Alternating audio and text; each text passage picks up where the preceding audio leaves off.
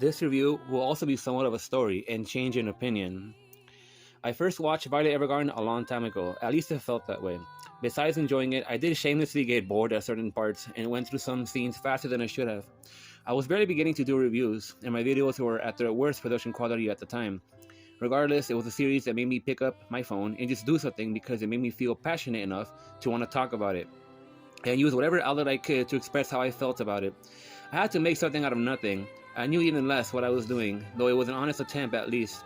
Maybe it was a desire to leave something behind, evidence that I used to be. Eventually I forgot about Violet Evergarden, and it was replaced on my favorites list. After going to the majority of what's on my current favorites list now, nearly a year and a half after watching it for the first time, there was still something I couldn't forget that kept coming back to me. It's the emotions that this series made me feel. Even though I felt anime like 2 Year Eternity and Angel Beats were something I just moved on from almost instantly, despite that they were supposed to invoke emotions out of me, there was something special about the way Violet Evergarden made me feel that I could never really forget, and that kept coming back to me. As a result, I wanted to review this, since I never properly did it, but I couldn't remember it well enough. This obviously meant a rewatch, which can be tough for me because of my schedule. Though I try to plan what I work on, sometimes inspiration hits and takes priority. As a result, I paused everything and rewatched Violet Evergarden. This time I was completely engaged with every episode and every moment. The way I look at anime changed a lot from back then. I took attention to as many little details as I could.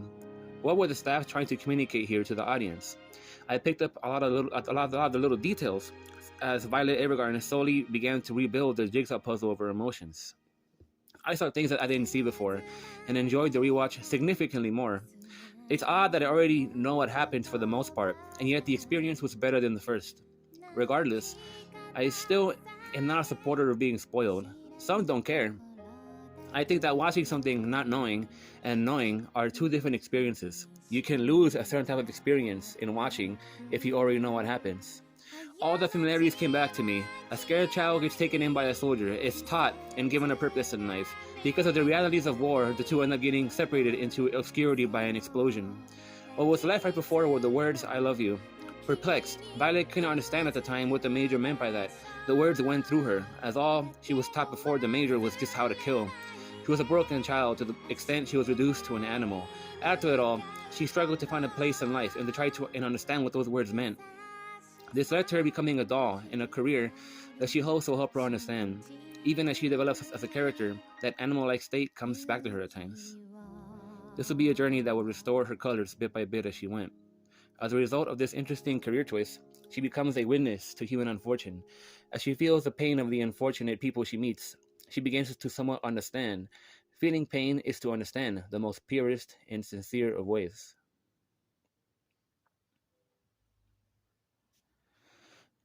Episode 10 was even more crushing for me than the first time I watched it. That's because this time I could relate to it. I was in a situation where someone I loved was sick, and no one would help her because the pandemic had the hospital stalled.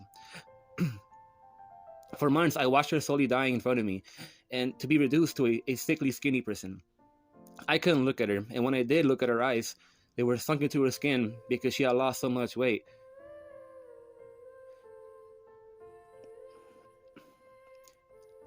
It horrified me so much, it still terrorizes me today as a memory from the lowest point of my life. It is one thing for someone to die, because at least then you can grieve and try to move on. But when you have to watch them slowly dying over a period of months and no one wants to help you and denies you the necessary surgery for months on end, you're stuck. It was torture and I couldn't focus on anything. I felt angry yet helpless. Still, this episode is precious to me because it ends in such a way that love defies death. I am not one to fall for anime that exploits your emotions and that cheaply makes you cry to make you think that it's better than it is. I did cry several times during this series, and I tried to understand why. I can't deny that some of the episodes in this series are some of the most beautiful and incredible depictions of people showing love for another. There is a sincerity and gracefulness to the characters. It frustrates me how deplorable and degenerate people are becoming today. I thought, why can't we be more like this? Violet Evergarden finally made me realize more about how I've been thinking about objectivity in anime. I don't think it's possible for an anime to be good or bad if it can at least try to be decent on a technical level. There are only interpretations. Watch Mobile Suit Gundam Twilight Axis if you want to see what I mean that something can be absolutely terrible. I know there are people who are passionate about this series, people who also cried and who love it still to this day, people who learned from it and who were made better people by its lessons. Who am I if I didn't enjoy this to tell them that they can't enjoy it and that it is trash? How could I dare try to be objective and ridicule someone over something they are sincerely passionate about? There are infinite amounts of taste, and not a single one will ever be the definitive one, including mine. But the point isn't to make people think like me. All people can do is come together over others who are similar to them. And yet we are also divided.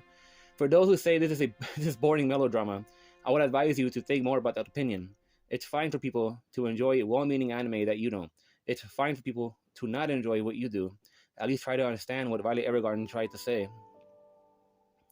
Watching Violet Evergarden develop was a journey.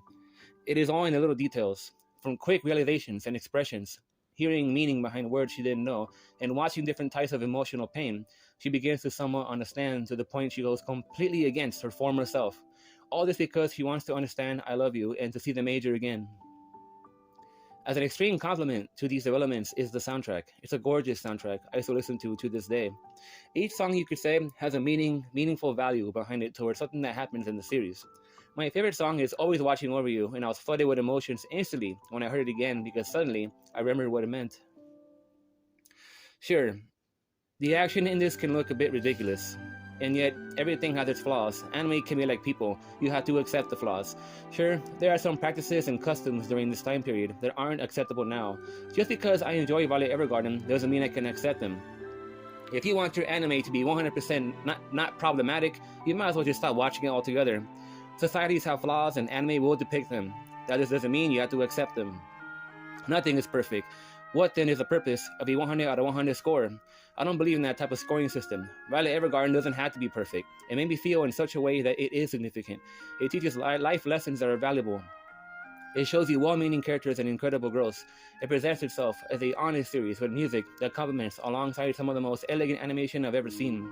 I am glad I rewatched this. I am finally able to put out the emotions I wasn't able to write down back when I first watched it. I can let them go now. And yet people grow. Maybe one day I will change my mind about Violet Evergarden. At least what matters right now is how this version of me felt about it. 100 out of 100. Thank you for listening.